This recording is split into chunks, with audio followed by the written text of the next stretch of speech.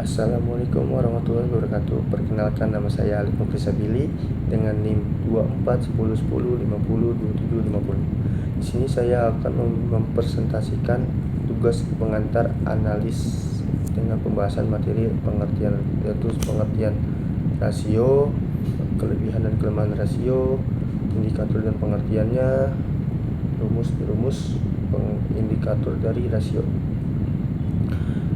Satu, pengertian rasio. Rasio dapat dipahami sebagai perbandingan suatu angka tertentu pada suatu akun terhadap angka dari akun lainnya. Rasio terdiri dari 5.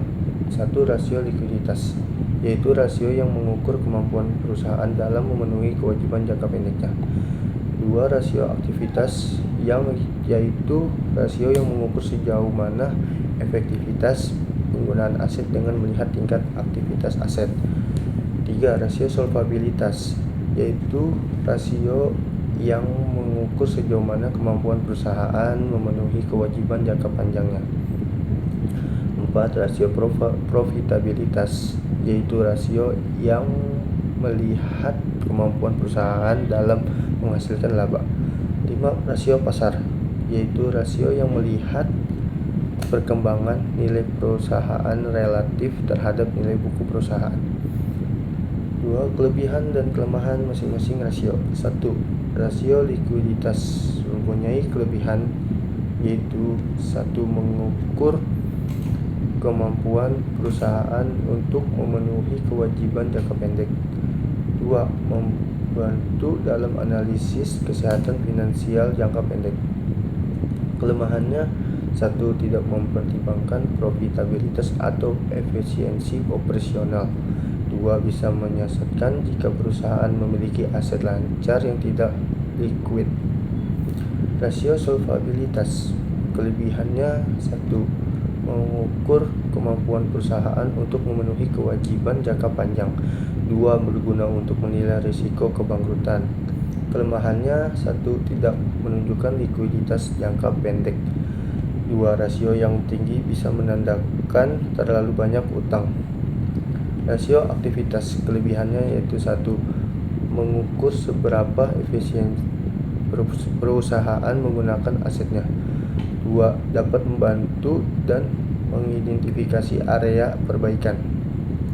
Kelemahannya: 1, mungkin tidak akurat jika ada fluktuasi musiman dalam penjualan. 2, dapat bervariasi antar industri.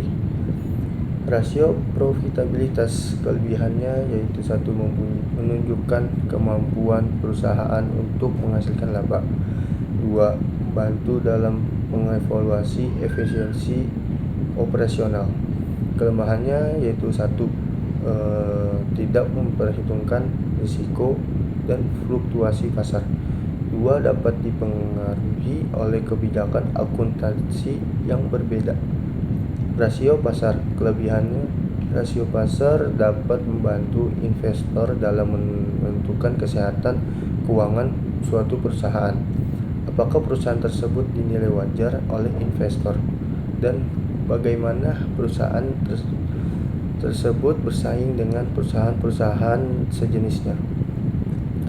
Kelemahannya: salah satu keterbatasan analisis rasio adalah kesulitan dalam memilih rasio yang tepat untuk kepentingan pemakaiannya. 3, indikator dan pengertiannya. Indikator adalah alat ukur yang digunakan untuk mencapai tujuan, memberikan petunjuk atau perkiraan. Indikator ada beberapa jenisnya. 1, indikator penelitian, yaitu petunjuk atau ukuran yang diasumsikan sebagai bukti atribut atau sifat suatu fenomena. 2, indikator kerja, yaitu nilai fisik yang digunakan untuk mengukur, membandingkan, dan mengelola kinerja organisasi secara keseluruhan. 3, indikator asam basa, yaitu senyawa kompleks yang dapat bereaksi dengan senyawa asam basa untuk mengetahui apakah suatu larutan tersebut asam basa atau netral. 4, indikator pasar saham, yaitu kalkulasi matematis yang yang didasarkan pada harga atau volume sekuritas dengan hasil yang digunakan untuk memprediksi harga di masa mendatang. 5. Indikator kinerja utama, yaitu pengukuran kuantitatif yang digunakan untuk mengukur keberhasilan perusahaan terhadap target atau tujuan tertentu. 4. Rumus-rumus indikator dari rasio. 1. Rumus rasio likuiditas itu ada 2. Rasio lancar sama dengan rasio lancar dikurang aset lancar per kewajiban lancar. Yang kedua, rasio cepat atau rasio uji asam. Rasio cepat dikurang aset lancar dikurang persediaan per kewajiban lancar. 2. Rasio profitabilitas, yaitu ada 3 rumus. 1. Margin laba bersih. Margin laba bersih dikurang laba bersih per pendapatan dikali 100%. 2. Pengembalian atas aset atau ROA. Sama dengan laba bersih dikurang laba bersih per jumlah aset dikali 100%. 3. Pengembalian atas ekuitas atau ROE sama dengan kijang dikurang laba bersih per ekuitas dikali 100%. Rasio solvabilitas mempunyai 2 rumus, yaitu 1. Rasio utang terhadap ekuitas sama dengan total kewajiban per total ekuitas.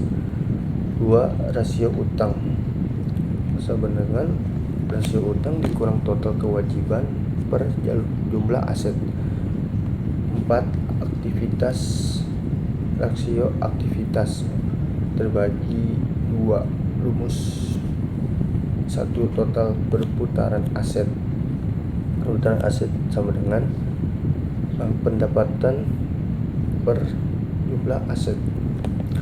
2. Perputaran persediaan sama dengan biaya penjualan per persediaan rata-rata.